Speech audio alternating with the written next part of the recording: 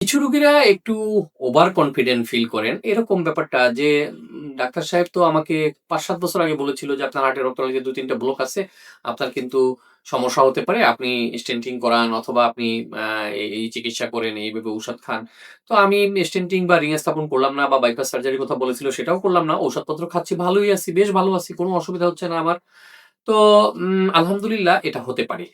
আপনার ২ টা ৩ টা ব্লক থাকার পরেও ব্লকেজ আপনার হার্টের রক্তনালীতে আছে কিন্তু আপনি চলাফেরা করা, জোরে হাঁটা, সব কাজকর্ম করা, দৌড়ানো এগুলো সব করতে পারবেন। মানুষের হার্টের যে ব্লাড সার্কুলেশন এটা বিভিন্ন রকম হয়। ইন্ডিভিজুয়াল ভেদে এটা মাইক্রো সার্কুলেশন কারো খুব ভালো থাকে, কারো কোলাটেরালস থাকে। তো যার কারণে কিছু রক্তনালীতে ব্লকেজ তৈরি হলেও অন্য রক্তনালীগুলো দিয়ে সেগুলো কাভার করে ব্লাড রক্ত সরবরাহ আবার কারো ক্ষেত্রে এটি করে না। তো সুতরাং সেটি কিন্তু বাহির থেকে বোঝা সম্ভব নয়। সুতরাং দৃশ্যমান যেটা সমস্যা সেটির সমাধান করে নিন। আর আপনি যদি আম আংশিক চিকিৎসা নিয়ে বা কম চিকিৎসা নিয়ে ভালো থাকেন, সেটা তো খারাপ কিছু নয়। সেটা ভালো।